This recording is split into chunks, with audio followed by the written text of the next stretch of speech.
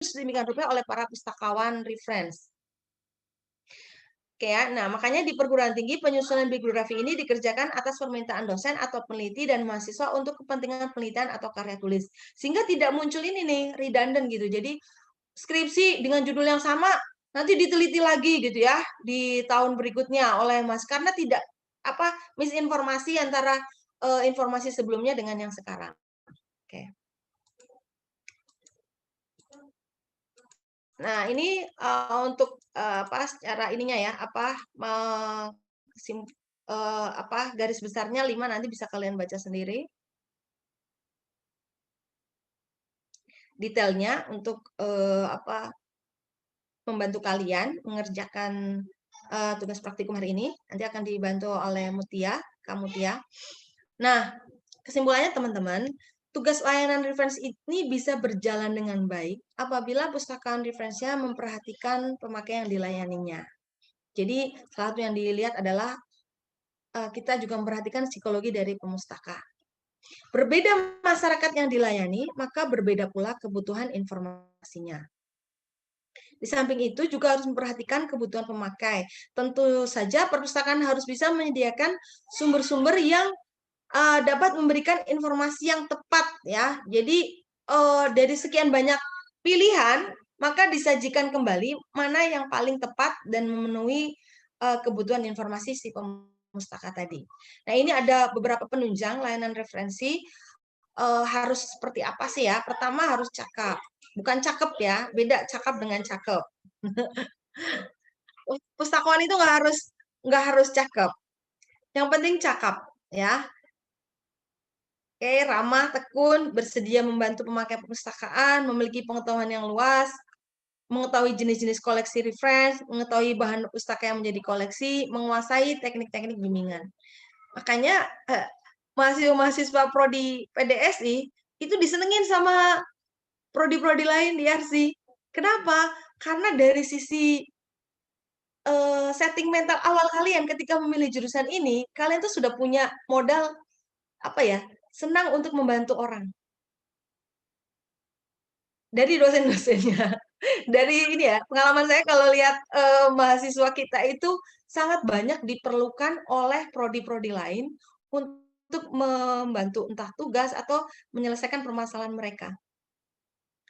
Anda boleh tanya ya, mungkin kamu Tia atau siapa, sudah sering sekali dilibatkan di jurusan-jurusan lain untuk kegiatan seminar, project, atau dosen-dosen lain yang memang punya kepentingan. Karena ini memang kita setting mental dari awal, kita itu helpful gitu ya. Jadi kalau Anda yang nggak punya mental helpful, membantu orang lain, akan susah untuk nyaman berada di prodi ini. Atau bahkan susah untuk bekerja menjadi seorang pustakawan. Pasti akan tersingkir kalau nggak punya setting mental tadi. Ya, dan ini itu jadi modal Anda untuk bekerja di bidang-bidang yang lain, teman-teman. Nggak hanya di perpustakaan. Gitu ya. Oke. Kemudian penyelenggaraan pelayanan reference ditunjang oleh koleksi reference yang memadai dan disajikan dalam rak terbuka dan mudah dicapai. Ini penting ya. Jadi walaupun penunjang, tapi akan sangat mengoptimalkan layanan reference itu ketika koleksi yang kita miliki itu juga memadai dan memang banyak gitu ya. Sehingga kita kalau ngasih alternatif pilihan judul yang lain juga senang, pemustakaannya juga jadi senang gitu ya. Terus kitanya pede gitu untuk menjawab berbagai pertanyaan dari pemustaka terkait dengan layanan reference. Nah, berikutnya untuk bisa memiliki koleksi reference yang memadai, kita butuh kerjasama dengan perpustakaan dalam bidang penggunaan informasi. Ini yang belum jalan ya di Indonesia, konsep interlibrary loan itu karena memang ego dari perpustakaan ini yang memang harus sama gitu ya, harus sama ini yang belum terbangun kadang-kadang. Kadang-kadang mikir, perpustakaan kamu mah nggak lengkap, masa mau kerjasama sama saya gitu kan, nanti enak di kamu dong gitu ya. Nah, ego-ego semacam ini yang mungkin mendera beberapa perpustakaan besar di Indonesia yang sampai hari ini belum secara terbuka menjalankan MOU kerjasama ini. Nah, untuk layanan reference itu ada yang bersifat pokok, ada yang bersifat penunjang. Apa saja yang bersifat pokok? Nah, pertama, pemberian informasi yang bersifat umum, ya, baik tentang perpustakaan itu sendiri, koleksinya, dan hal-hal yang mudah dan cepat memenuhinya. Yang kedua, pemberian informasi yang bersifat spesifik, yang untuk memenuhi diperlukan reference dari bahan pustaka yang ada, atau konsultasi dengan pustakaan reference lainnya. Yang berikutnya, pemberian bantuan untuk menelusur literatur atau bahan pustaka dengan menggunakan katalog online, ya. Kalau yang sekarang kan sudah katalog online, bibliografi dan alat penelusuran lainnya. Kemudian pemberian bimbingan untuk koleksi reference dan juga pemberian bantuan pengarahan untuk menemukan pokok-pokok bahasan tertentu dalam buku-buku lain yang sesuai dengan minat bidang studi pemakainya. Jadi kita kan kayak kamus berjalan, ya, bukan kamus perpustakaan berjalan gitu. Begitu kita tahu, oh, topik yang dia cari itu ada di buku ini. Jadi saya pernah misalnya ada orang mencari mau ngerjain project biografi gitu ya. Pertama kali, Bu, saya mau cari kalau buku biografi di mana ya? Oke. Pertama itu kita sudah menunjukkan, oh, buku biografi itu ada di rak 900. Kamu mau cari biografinya siapa gitu ya. Ini nih saya dapat tugas project biografinya B.J. Habibie. Oh, B.J. Habibie. Banyak di sana B.J. Habibie. Ada tentang masa kecil beliau, ada tentang masa beliau ketika kuliah di Jerman, ada ketika beliau juga kisah romantismenya dengan Ainun. Kamu mau cari yang mana nih? Gitu ya. Nah, itu kan kita sebenarnya sedang membantu pemustaka untuk mengkerucutkan gitu ya, membantu dia untuk, oh iya ya, saya tuh mau cari apanya Habibie nih, mau nulis apanya Habibie ya, masa kecilnya, masa mudanya, atau perjuangan dia kuliah di Jerman, atau kesemuanya nih, gitu. Gitu. Untuk seorang anak SMA, Anda bantu seperti itu, dia akan senang sekali gitu. Pak, kalau saya cari tentang masa kecilnya, bukunya yang mana ya? Itu tuh yang judulnya ini. Nah, ternyata misalnya kalian menemukan juga bagian masa kecilnya di buku yang lain, tapi di buku yang lain ini juga ada loh tentang masa kecilnya. Makanya teman-teman ada namanya subjek spesialis, karena nggak mungkin seorang pustakawan itu menguasai semua subjek, ya. Menguasai semua subjek itu nggak mungkin gitu ya. Kecuali Anda cerdasnya luar biasa. Jadi ketika sudah dibagi-bagi rumpun, Anda nih kan dari sekarang udah punya peminatan ya. Kayak dulu waktu kelas 10 kan udah diarahkan peminatannya ke Saintek, ke Sosum gitu ya, sudah diarahkan minat Anda gitu. Nah, di perpustakaan juga ada peminatannya. Anda nih senang bidang apa nih? Bidang sosial, humaniora, bidang sains. Oke, kemudian subjek spesialis untuk di bidang kesehatan itu juga ada sendiri gitu. Oke. Nah, untuk layanan referensi sebagai penunjang, ini antara lain yang tadi itu, kita mengadakan kerjasama dengan perpustakaan lain di bidang penggunaan informasi. Kemudian menyelenggarakan pendidikan mengenai penggunaan alat-alat penemuan kembali, seperti strategi penelusuran, ya, atau penggunaan koleksi reference. Kemudian menyelenggarakan pameran koleksi perpustakaan, terutama untuk memperkenalkan bahan pustaka yang baru diterima. Buku-buku koleksi new arrival, ya, ini kan kadang-kadang kita perlu jadi provokator gitu ya. Provokator buat pemustaka untuk, "Hey, ini ada buku baru nih yang datang nih, bagus banget isinya." Kita perlu jadi provokator semacam itu gitu ya, untuk di bagian promosi. Nah, itu layanan reference juga bisa berfungsi seperti tadi. Misalnya kita buat pameran atau setiap hari kita bikin display ya, menu hari ini gitu ya, buku-buku yang baru, terus yang kalian rekomendasikan gitu, itu sudah di-display sedemikian rupa sehingga pengunjung pas datang pertama kali itu udah hook attention-nya ke koleksi-koleksi tadi yang memang kalian rekomendasikan. Ini saya coba penelitian ya, waktu saya bekerja di perpustakaan sekolah di Madania International School, saya coba keluarkan buku-buku lama, sudah tahun terbitan lama, tapi buku itu sempat ngehits gitu ya. Saya coba keluarkan dari rak di jajaran raknya, kemudian saya display di meja bundar tersendiri, mejanya di display bagus gitu ya, mejanya di tengah-tengah, taruh di tengah-tengah, kemudian kita display. Ternyata buku itu laku kembali dan cepat sekali peminjaman pengembaliannya gitu. Di historinya dia sangat tetap tinggi peminjamannya. Kalau udah masuk rak lagi, orang mungkin udah males ya ngelihatnya gitu. Nah, tapi kalau udah ngelihat di depan mata, oh iya ini bagus juga ya gitu. Kebetulan misalnya sesuai dengan kebutuhan informasi dia hari itu, maka langsung dipinjam. Oke. Kemudian pelayanan refleksi penunjang lainnya adalah mengorganisasi koleksi referensi dengan baik sehingga mudah digunakan, kemudian mencatat dan mengumpulkan data statistik kegiatan pelayanan referensi. Oke. Nah, kita masuk ke tugas praktikum ya hari ini. Silahkan Anda untuk belajar memilah 6 fungsi tadi gitu ya, memilah bahkan mungkin bisa jadi dalam satu kegiatan itu seorang pustakaan referensi itu sudah mengerjakan 3 fungsi referensi, ya bimbingan, ya supervisi, ya fungsi informasi. Itu bisa jadi ya. Tapi ini di sini kalian coba belajar untuk memilah. Buatlah simulasi contoh penjelasan peristiwa kegiatan pemustaka pengguna yang menggunakan layanan referensi dari tiap-tiap fungsi layanan referensi. Misalnya saya contohkan di sini fungsi layanan referensi sebagai fungsi informasi. Ya, seorang petani mendatangi perpustakaan umum, lalu ia menanyakan keberadaan informasi tentang budidaya ikan hias. Oleh pustakaan referensi, petani tersebut karena dia sedang menjalankan fungsi informasinya ya, diberikan arahan koleksi terkait dengan budidaya ikan hias, pemasaran ikan hias, pengalaman sukses petani ikan hias, serta buku informasi lain yang terkait dengan ikan hias. Nanti belum ke fungsi, misalnya fungsi seleksi tadi ya.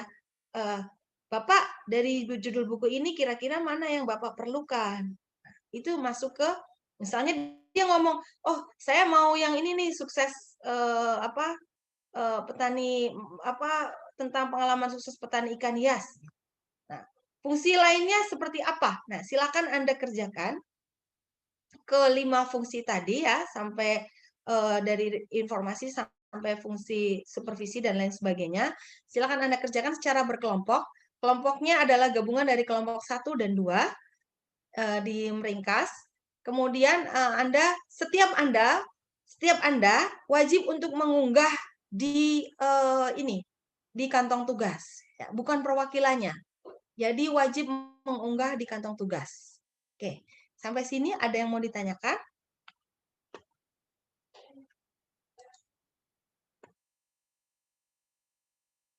Tidak ada?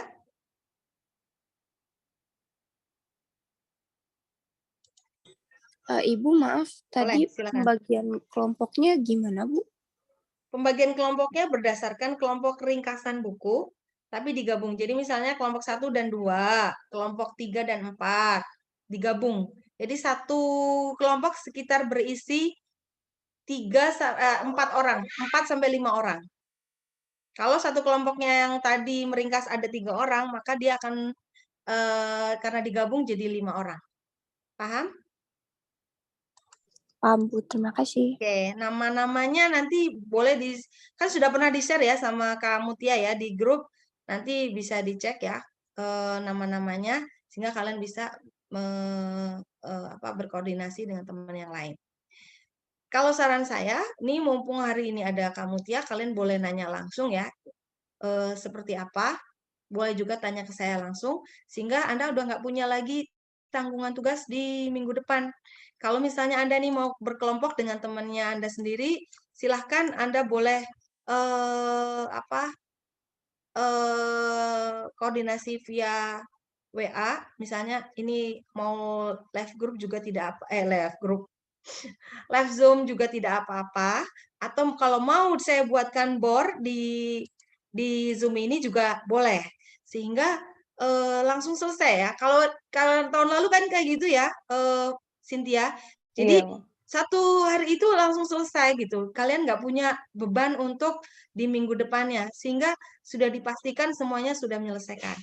Ya, silakan saya tawarkan apa mau dibuat breakout room lagi atau mau kalian menyelesaikan tugas ini secara mandiri di luar Zoom dengan koordinasi melalui WA. Silakan. Ketua kelas itu ada siapa ya? Di sini ketua kelasnya saya lupa kemarin. Belum ditentuin. Oh iya, belum ditentukan ya. Ayo, saya pilih ya atau mau kalian melamar? Ada yang mau menjadi ketua kelas?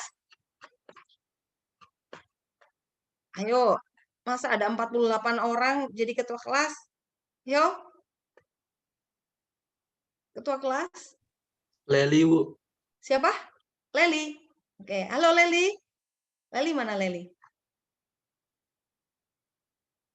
Assalamualaikum Leli. Leli, are you there? Mana Lelinya? Lelinya ada nggak?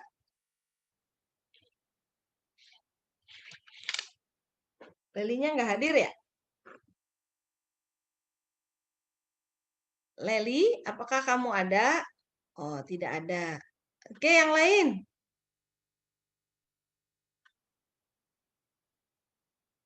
Ayo.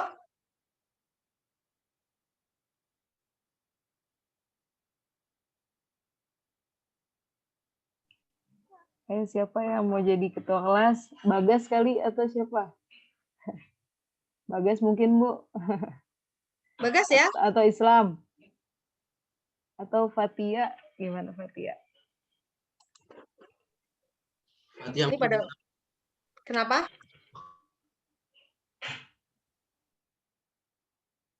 Pada malu-malu semua. Ayo. Ada tidak? Ini pada hadir nggak sih? Oh. Nggak ada suaranya kalian. Jangan-jangan saya ngomong 1 jam tadi. Ditinggal mandi. Halo, Iya, Bu. 2019. Ayo, siapa yang mau jadi ketua kelas nih? Atau temennya milih deh. Di chat. Yuk, siapa? Mengajukan siapa? Ayo. Dari Ibu aja mungkin, Bu. Dipilih. Ya, dari saya ya. Saya ada opsi tadi yang udah di ini kan ada Bagas, ada Islam. Siapa lagi tadi ya? Leli. Nah, ayo. Silahkan teman-teman yang lain untuk menyampaikan suaranya. Memilih siapa? Silahkan di chat.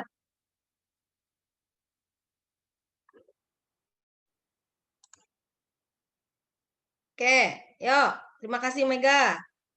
Olivia, oke. Thank you Rini. Oke, yuk. Mungkin Rini, Bu. Rini bisa, Bu, kayaknya, Bu. Ini kandidat baru nih. Oh, ada kandidat baru nih, Rini. Ini Bagas, Bagas, Bu. Bagas. Kemudian Rini, oke. Bagas, Rini. Oke,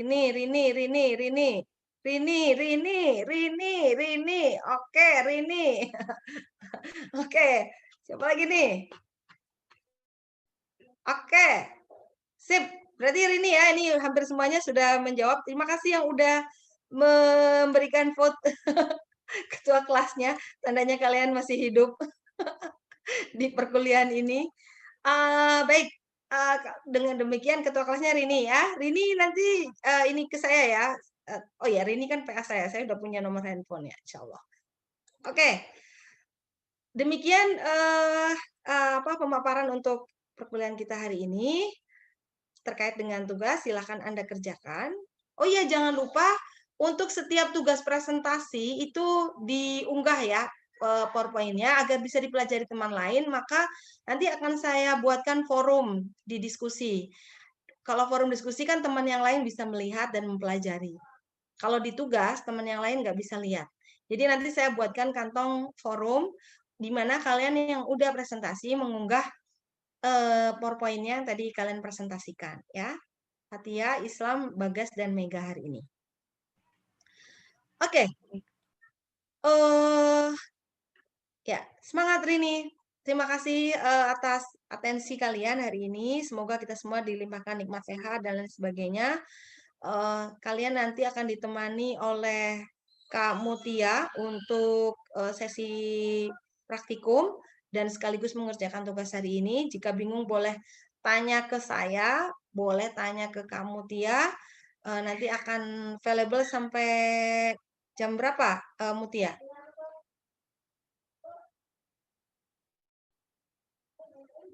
Ya, ini kan tugas. Kalau praktikum sampai jam berapa ya? Jam 11 bukan ya? 11.30 ya? 11.30 ya bisa. Ya, kalau Heeh. sampai jam 11.30. Tapi kalau kalian misalnya Di sampai luar jam itu 11 boleh. di luar itu ini juga boleh. Dan kalau kalian